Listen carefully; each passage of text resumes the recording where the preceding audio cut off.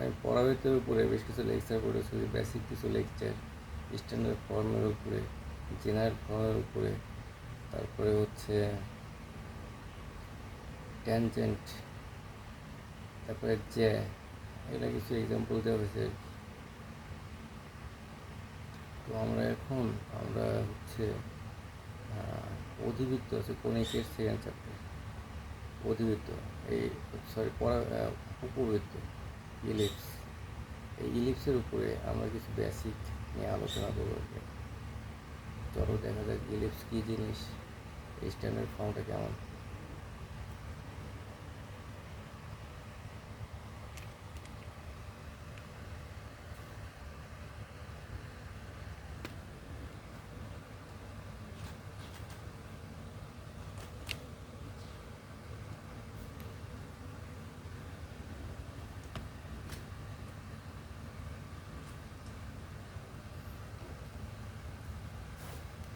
আমরা ইলিপসকে আমাদের সৌরজগতের সাথে তুলনা করতে পারি।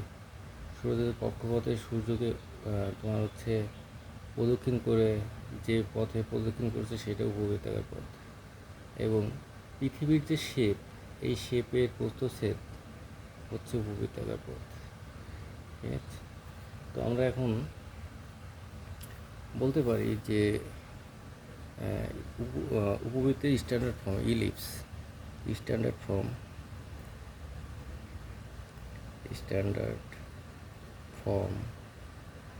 of an ellipse,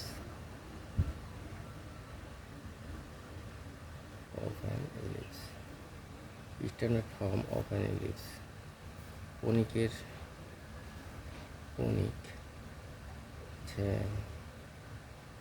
ellipse. ইলিপসের ক্ষেত্রে আমরা কী জানি? ইলিপসের ক্ষেত্রে জেনারেল সমীকরণ থেকে তোমার হচ্ছে এই এসেন্ট্রিসিটি থেকে আমরা জানি যে এসপি উপকেন্দ্র এটা ইলিপসের দুইটা উপকেন্দ্র থাকে। ঠিক আছে, ইলিপসের কী থাকে? দুটো উপকেন্দ্র থাকে এবং সেন্টার থেকে একই দূরত্বে।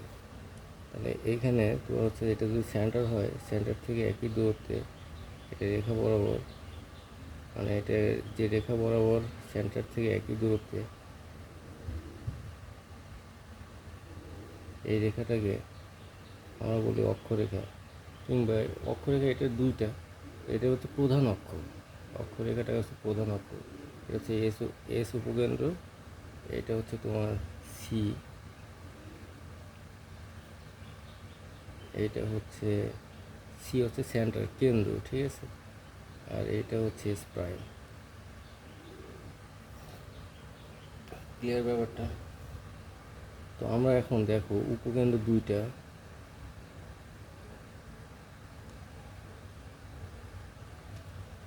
এখন আমরা কী করছি দেখো, সি 0 0 এস, আমরা এস নিয়ে নেব। আমরা জানি কি এস পি ইকুয়াল টু উপকেন্দ্র এস যদি হয়,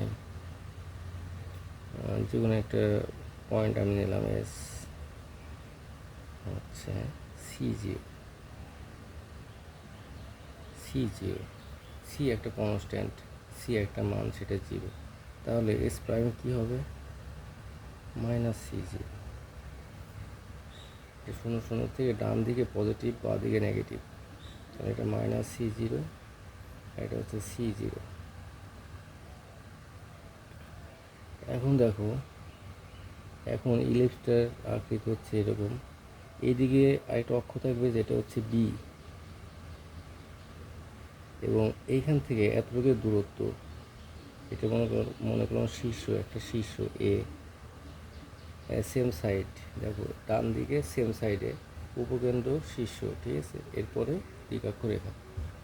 তাহলে আমরা এখান থেকে বলতে পারি এটা C0, এটা এ শীর্ষ, A0, এই এ কিন্তু জানা, এই এ কিন্তু একটা কনস্ট্যান্ট যেটা জানা। ঠিক আছে, যার মান আমরা জানি, এটা এ, এবং এটা হচ্ছে এ প্রাইম কি -A0, এবং এইটা হচ্ছে 0B, আর এইদিকে হচ্ছে 0 -B। ঠিক আছে, আমি এটা যদি নেই তাহলে এটা বি হবে, এবং এটা হবে বি প্রাইম। ক্লিয়ার ব্যাপারটা? এবং উপবৃত্ত বা ইলিপস হচ্ছে এই টাইপের। এইটাও দেখো মসজিদের গম্বুজের মতো, কিন্তু প্রসারিত, আর উচ্চতা অনেক অনেক কম হয় এবং তোমার খিলানের হচ্ছে দুই প্রান্ত একটু প্রসারিত হয়। বলতে পারো একটা বৃত্তকে যদি তুমি টানো, একটা বৃত্তকে যদি অর্ধবৃত্ত আকারে করে তোমার উপরে চাপ দাও, চাপ দিলে পরে এরকম হয়ে যাবে। ঠিক আছে, এটা হচ্ছে বৃত্তেরই একটা বিশেষ রূপ, তোমরা বলতে পারো এরই বিশেষ রূপ একটা বৃত্ত, যেখানে এ এবং বি একই, এ এবং বি একই, এবং এইদিকে তোমার হচ্ছে দ্বিঘাক্ষ এই এস থেকে এর যে দূরত্ব, দেখো ই এর মানের উপর ডিপেন্ড করে এটা। এখানে ই এর মান কত? 0 চাইতে ই বড়, কিন্তু 1 অপেক্ষা ক্ষুদ্রতর। এখানে ই এর মান পয়েন্ট সামথিং হবে, 0.1, 0.2, 0.3, 0.4, 0.5, 0.6, 0.7, আর যে কোনো অন্য কোনো নাম্বার, √3/2, তারপরে হচ্ছে 3/4, 4/5, 3/5, ইটিসি। মানে 1 অপেক্ষা ক্ষুদ্রতর হইলেই হয়েছে। ঠিক আছে, 1 অপেক্ষা, এটা কি 1 অপেক্ষা ক্ষুদ্রতর? তাহলে 1 অপেক্ষা যদি ক্ষুদ্রতর হয়, তাহলে আমরা এই ও এ, দেখো ও এ একটা প্রান্ত, এই অক্ষরেখা প্রধান অক্ষের একটা প্রান্ত, এই প্রধান অক্ষের প্রান্ত ও এ ইকুয়াল টু এ, এটা একটা ধ্রুব সংখ্যা। একে যদি আমরা ই দ্বারা গুণ করি, ই ও এ, তাহলে কি হবে বলো? ওইটা কমে যাবে না বাড়বে? ই দিয়ে গুণ করে দিলে কমে যাবে, তাই না? ই এ হয়ে যাবে সেক্ষেত্রে। তাহলে কম সংখ্যা দিয়ে, যে ভগ্নাংশ দিয়ে যদি আমি এটাকে গুণ করি, তাহলে কমে যাবে। কমে যাওয়ার অর্থ হচ্ছে এ, যে ও এ সিএস, সিএস সিএস এটাকে যদি আমরা ই দ্বারা গুণ করি, ই দ্বারা গুণ করলে এটা কমে যাবে, কিন্তু যখন কমে যাবে তখন দেখো কী অবস্থা হবে, যে CS is less than, CS কি, CS is less than O A. Clear? CS is less than O A, এই কথার অর্থ হচ্ছে সিএসটা ও অপেক্ষা ক্ষুদ্রতর বিধায় এই দূরত্ব এবং একই রেখায় অবস্থিত বিধায় এটা ও এর অভ্যন্তরে কোথাও হবে আর কি। ক্লিয়ার? ও এর অভ্যন্তরে কোথাও এই বিন্দু আছে। তার মানে ও একে যদি আমি ই দ্বারা গুণ করি, ও একে যদি আমরা ই দ্বারা গুণ করি, ই ও এ, এটাকে যদি আমরা গুণ করি, তখন ও এস পাওয়া যায়। ঠিক আছে, তার মানে এটা ক্ষুদ্রতর, এটা তো ক্লিয়ার। এখন এটা আমরা পাই নাই, এটা এখনও আমরা ডিটারমাইন করতে পারি নাই, করবো আর কি। তো এখন দেখা যাক তাহলে দ্বিকাক্ষ রেখা কোথায় অবস্থিত। দ্বিকাক্ষ রেখা এটার বাইরে কোথাও অবস্থিত, এর বাইরে, এটা হচ্ছে দ্বিকাক্ষ। এই রেখাটাকে আমরা বলছি দ্বিকাক্ষ, এস এর অনুরূপ দ্বিকাক্ষ বলা হয়, এস এর অনুরূপ। এস যে পাশে, তোমার সি এর এস যে পাশে, এও সে পাশে, দ্বিকাক্ষ একই পাশে, বাট দ্বিকাক্ষটা হচ্ছে এর থেকে বাইরে অবস্থিত, আর এসটা হচ্ছে এর থেকে ভিতরে অবস্থিত। ক্লিয়ার? এইদিকেও এরকম আছে আর কি, এদিকেও এরকম দ্বিকাক্ষ রেখা আছে, তুমি এদিকেও দ্বিকাক্ষ রেখা একটা আঁকিয়ে দিবা, সেম, সব সিকোয়েন্স সেম। তো আমি এখন এখানে একটা পয়েন্ট নেব, ভেরিয়েবল পয়েন্ট পি, এখানে নেব, এটা হচ্ছে পি এক্স ওয়াই। ক্লিয়ার? এটা হচ্ছে পি এক্স ওয়াই। এখন বলছে এসপি সংজ্ঞাটা কী ছিল? এটা হচ্ছে এম, এটা হচ্ছে জেড, এটা হচ্ছে ফিট, পাদবিন্দু। এবং আমি বলি এই পার্টটা আসলে এরকম হবে, আরেকটা পার্ট আছে এখানে, হ্যাঁ, তো আমরা এটা পরে দেখতেছি। আমাদের সংজ্ঞাটা কী ছিল? সংজ্ঞাটা ছিল হচ্ছে যে উপকেন্দ্র থেকে এটার দূরত্ব, এই চলমান বিন্দু থেকে দ্বিঘাক্ষের দূরত্বের অনুপাত একটা ধ্রুব সংখ্যা, যেটাকে আমরা বলি ই। তার মানে এস, এখান থেকে এটার দূরত্ব হচ্ছে এসপি ডিভাইড বাই পি থেকে ওই দূরত্বটা হচ্ছে M, PM, SP equal to EPM. Clear? এটা হচ্ছে আমাদের ইকুয়েশন ছিল। এখন এই ইকুয়েশনকে আমরা কাজে লাগাবো। কাজে লাগে থিওরিটিক্যালি আমরা হচ্ছে সিএস এবং সি জেডটা কত, আমাদের এই স্থানাঙ্কটা লাগবে এসের, এবং এই জেডটা লাগবে সি জেড। তার মানে আমাদের এক্স অক্ষ বরাবর দূরত্বটা পেয়ে গেলেও হয়ে গেল। এই C S equal to what, তার মানে আমাদের first case C S equal to what and C Z equal to what, এই দুইটা আমাদের নির্ণয় করতে হবে।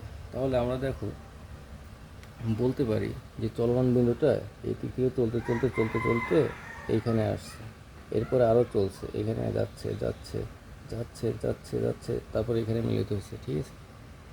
তাহলে দেখো পি পয়েন্টটা যখন চলতে চলতে এখানে আসবে, আমাদের অনুপাতটা তো সেমই থাকবে, তাই না? কারণ হচ্ছে সে এই অনুপাত বজায় রেখেই যে যেভাবে চলছে সেইভাবে যে পথ অঙ্কন করতেছে সেটাই হচ্ছে এই পথ পরাবৃত্ত। তাহলে এইটা চলতে চলতে এখানে আসলে এবং আমাদের অনুপাতটা সেম থাকবে। অর্থাৎ আমরা এখান থেকে লিখতে পারি যে S A equal to E into A Z. Clear? S equal to E into A Z. তাহলে এস এ ইকুয়াল টু আমরা কী লিখতে পারি? দেখো এস এ সমান আমরা লিখতে পারি,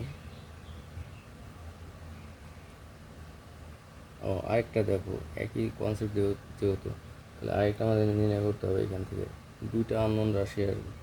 তো আবার দেখো পি যদি এভাবে চলতে চলতে চলতে তো কোনো এক সময় এখানে চলে আসে, এই পথেই তো সে চলাফেরা করে, তাই না?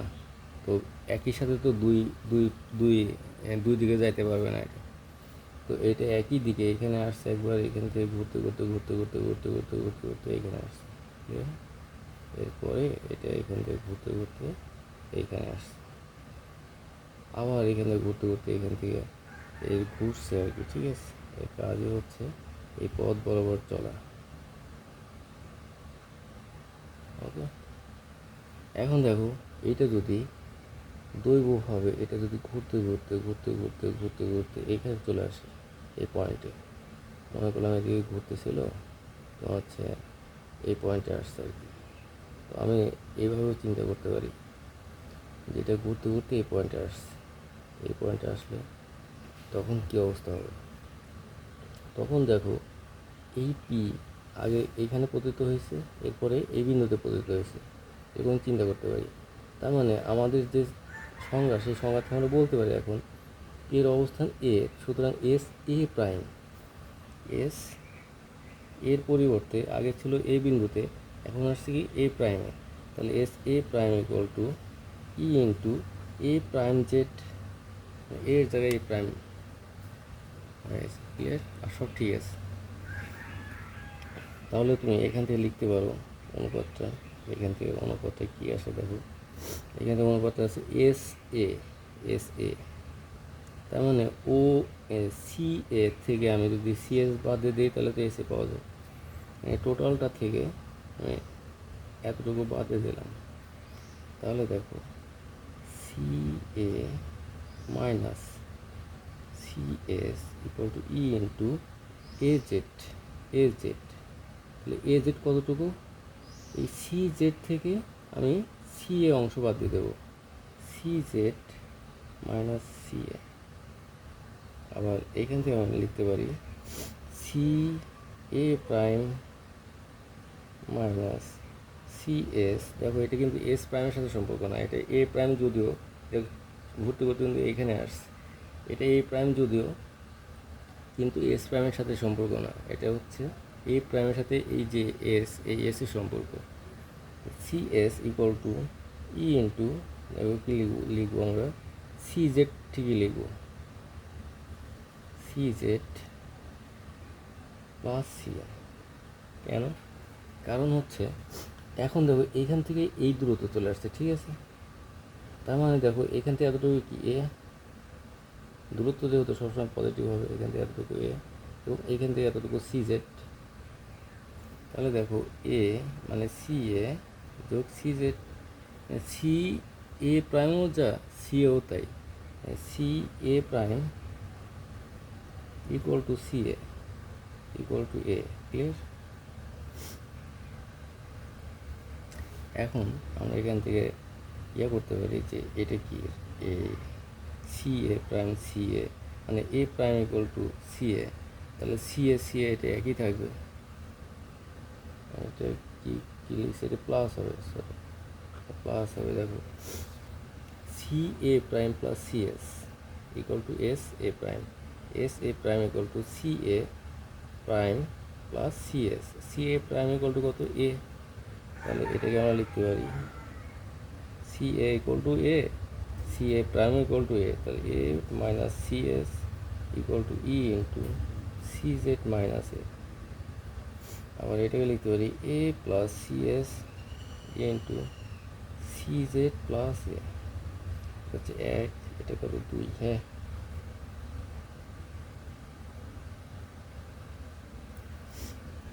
তাহলে দুটো যোগ করলে কি পাওয়া যাবে, two A equal to one plus two, two A equal to এখান থেকে পাওয়া যাবে, যোগ করলে দেখো এ ক্যান্সেল হয়ে যাবে, এগুলো তো সব কমন আছে, তাহলে ই সি জেড। ক্লিয়ার? তাহলে এখান থেকে দেখো two E C Z, two, তাহলে টু টু ক্যান্সেল হয়ে গেল, কী থাকলো C Z equal to A divide by E. এবং এটা তো বিয়োগ করি আমি, দুই বিয়োগ এক থেকে, তাহলে পাওয়া যাবে two C S equal to two এই, two two cancel, C S equal to এই পাওয়া যাবে। আমাদের দুটো প্রয়োজন ছিল, দুটো হয়ে গেছে। দ্বিঘাক্ষু রেখার সমীকরণটা কি হবে দেখো, যে তোমার হচ্ছে উপকেন্দ্র কত হবে এখন বলো, উপকেন্দ্র এস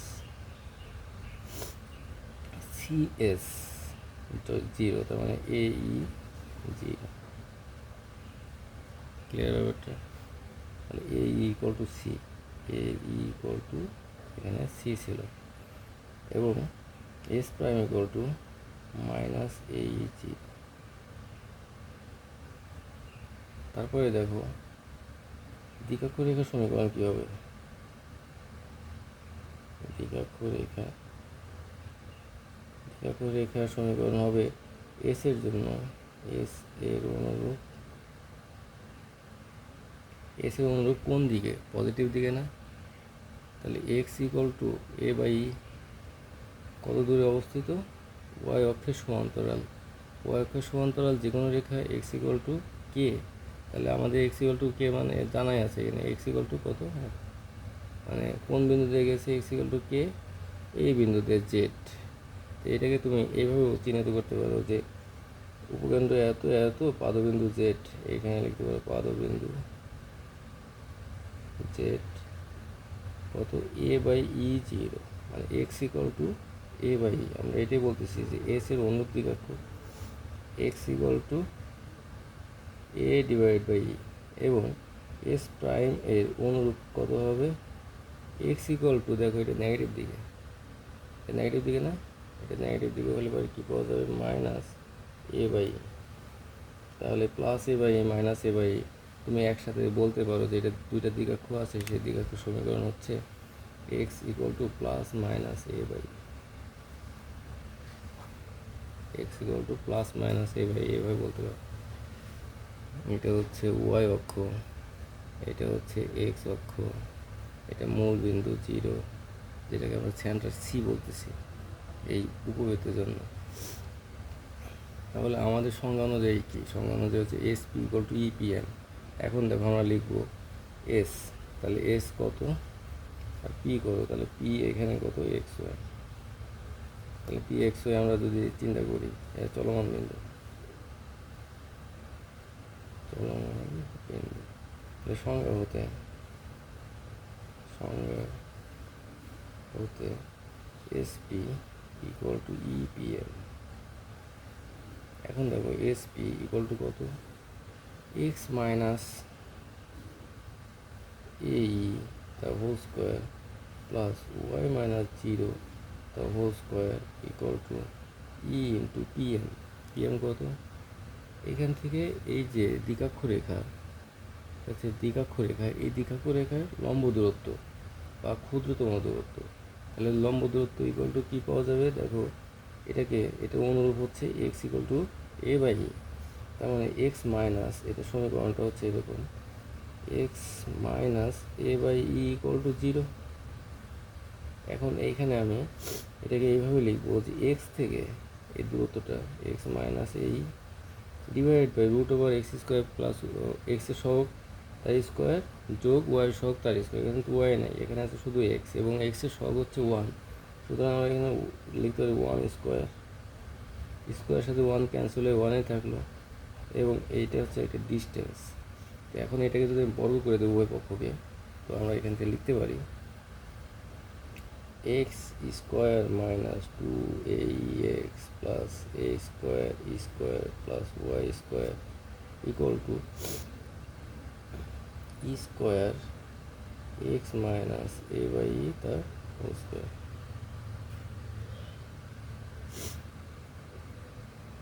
এটা হচ্ছে এক্স মাইনাস ই আর এটা হচ্ছে এক্স মাইনাস এ বাই ই।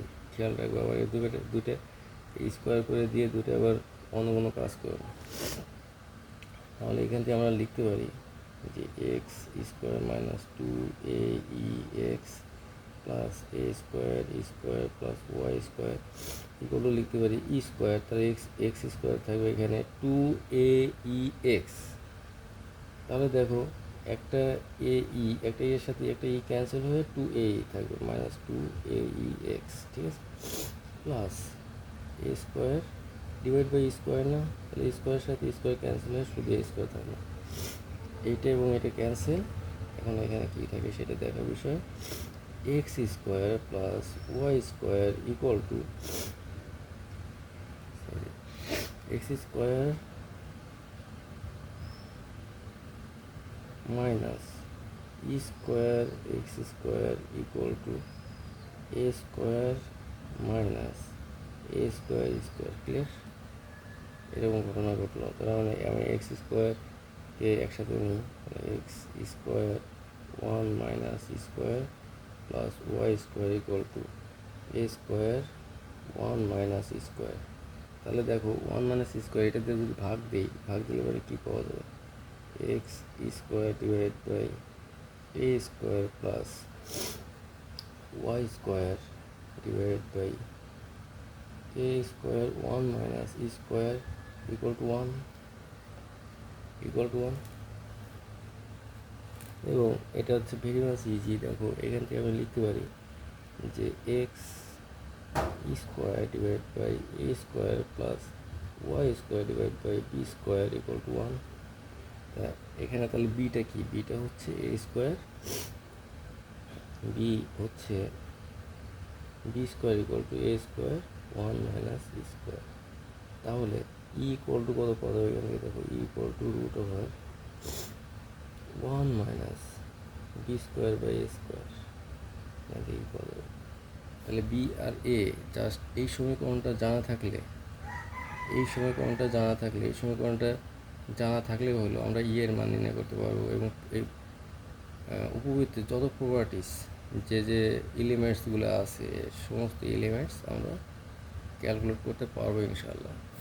তো এটাকে যদি আমি আলফা বিটাতে শিফট করাই, যে কেন্দ্রটা হচ্ছে আলফা বিটা হয়ে গেল, সি আলফা বিটা হলে কী হবে, এখন দেখো সি আলফা বিটা হলে, সি যদি আলফা বিটা হয় তাহলে এক্স শিফট হয়ে সিতে যাবে, অর্থাৎ আমরা তখন এখানে লিখবো এক্সের পরিবর্তে এক্স মাইনাস আলফা তার square divide by A square plus y minus beta তার divide by B square equal to 1, এবং এটা প্যারালাল শিফটিং, ঠিক আছে, অর্থাৎ এটা পরবর্তী এখানে আছে, এটাকে আমরা এখানে দেখালাম যে কেন্দ্রটা হচ্ছে সি আলফা বিটা, ঠিক আছে, এটা সমান্তরাল অপসারণ। আর যদি এটা কখনো যদি এরকম বক্র এরকম হয় তখন এক্স ওয়াই টার্ম যুক্ত হয়ে যাবে এর সাথে, ঠিক আছে, যখন এরকম হবে এই টাইপের হবে, তখন দেখো এক্স ওয়াই টার্ম আসবে, এক্স ওয়াই টার্ম ইন্ট্রোডিউস হবে, ঠিক আছে, তখন এক্স ওয়াই টার্ম ইন্ট্রোডিউস হবে। ওকে, বাই।